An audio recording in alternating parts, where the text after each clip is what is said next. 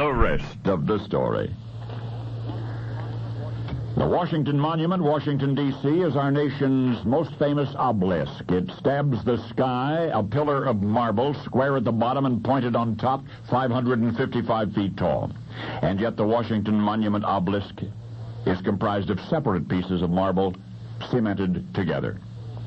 In the architectural birthplace of the obelisk in Egypt, each was carved from a single piece of stone.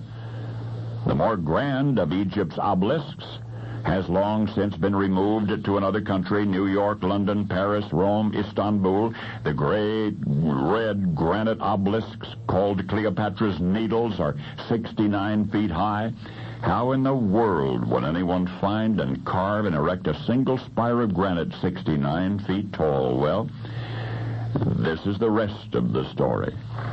What the Egyptian artisans did when commissioned by a ruler to erect a monument suitable for his god was to seek out a suitable block of granite and do the necessary carving while it was lying prone on the ground. Egypt's pyramids were burial tombs, symbolic of darkness and death, but Egypt's obelisks were symbols of light and life. The usual material was red granite, syenite, though some were of hard sandstone. They were moved on greased skids and then aboard special boats down the Nile. The one in New York City's Central Park is inscribed with the legends of two pharaohs. That one was brought from Heliopolis by the Romans in 13 B.C. In 1880, it was presented to New York City as a gift from Ismail Pasha, the Khedive of Egypt. That one is 69 feet 6 inches high. At its base, it's 7 feet 9 inches. It weighs 200 tons. The one in the Place de la Concorde in Paris is taller, 76 feet. But those are tiny. I said those are tiny compared to the largest obelisk anywhere on planet Earth. And this one, carved from a single piece of stone, is the greatest of all the world's obelisks. It's 142 feet from tip to tip. Oh, I know you've heard the largest obelisk at Karnak is the largest in the world, but it's not. The one I'm describing is a third again longer, weighs 3 times more.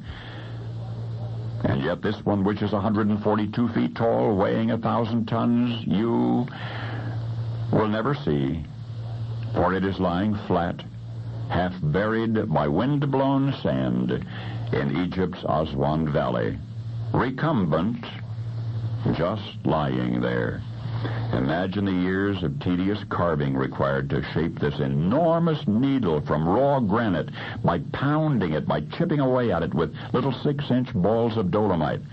But so they did, and then just left it lying there forever. For when it was finished, carved painstakingly over the years from top to bottom, in the granite near the bottom, they found a flaw. They found a fault. They found a crack. So the most monumental feat of architecture ever has been abandoned forever because of a single imperfection in its foundation. It could never stand erect.